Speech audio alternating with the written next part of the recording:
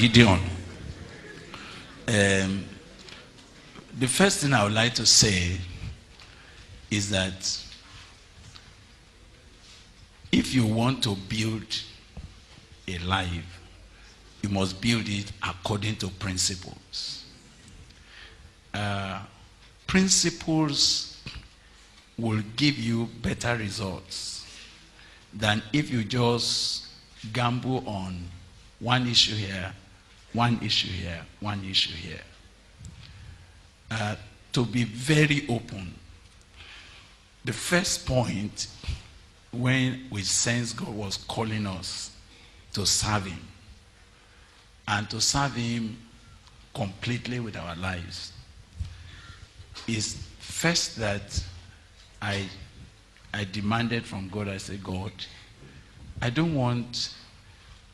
I have seen what it means to several preachers who go about to beg, and several people that because they are doing God's work, it's as if something terrible has happened. So I was praying personally. I said, God, if you are calling me, what is your provision for it? Do you have provision for the man you called? And how could we serve you and serve you according to your word? It was then I saw that actually God never gives you an assignment without a commensurate consignment of resources to carry it out. And God never gives a vision without making a provision for it.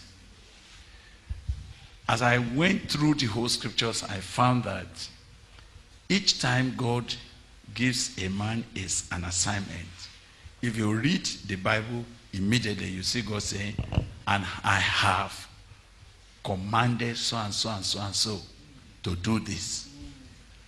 So I realized then that it's either that God's servants did not discover God's provision for their work, or God's servants have turned their eyes away from he who appoints them to those who did not appoint them. You see, if you did not give me appointment, you cannot give me a disappointment. Did you understand? It's only he who appoints you that can disappoint you. And that was a very critical principle we began to learn from God and say, Lord, if we throw our lives in your hand, can you take care of us? Can we depend on you completely without looking here and there? And he said, why not? So the first point was now I began to study. Many people are in ministry, but they never studied for it. Many people enter into God's work, they've never sat down and say, okay, God, what do you want me to do? How do you want me to do it? What is your way of doing your work? And because that was omitted by so many, we make many statements, empty statements that has no basis. And that becomes a problem for several people. So we realize that, number one, because God will not send you to do an assignment for which he has not provided.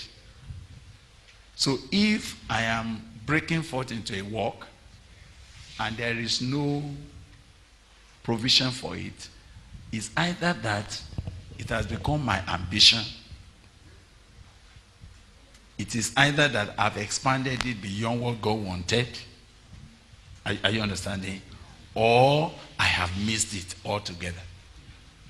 So the first thing was that a ministry that God will continuously supply must never be the ambition of a man.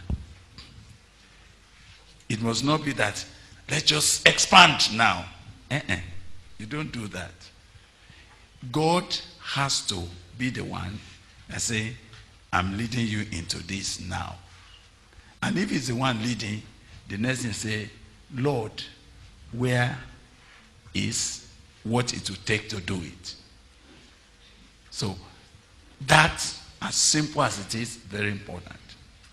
The second thing I saw as we were studying the Bible said, no man can receive anything except it be given to him from above. So for us, there's only one door to knock up there. No matter how many people are here, I never see them. I never see them. I only see him who sends us. Even if you are so close like this and you are counting money, money is coming to you, I will not ask because you did not appoint me. I will ask him. When I ask him, he may choose to go and call somebody from another land and say, carry this, go and meet Brother Gbile and say, this is what I have provided for what he's supposed to do. And you say, but you didn't tell us. I said, no, because you didn't call me. I didn't need to tell you. Do you understand? Now, because of this, we have known how to look up. And because that other scripture says, every good gift and every perfect gift comes from above, not from abroad. Not from abroad. So you know why I'm putting this is because a man can be in ministry, but his eyes is not looking above. He's looking at people around. If a man that has big money comes, he will be so excited because he thinks that something will drop. Now, once you remove your eyes from the Lord, you have sentenced yourself to many, many difficulties. And so unconsciously, people will give us impression and say, we are for you, we are for you. Tell us if you have any problem. I've always said, no, we can't tell you. Because what is putting confidence on by saying whenever we're in trouble, he is there, is either because of his own expectation of salary. How could I put my own faith now on something as unstable as that? Do you understand now? And all the time, if we don't learn it, we will continue to hinder God from helping us.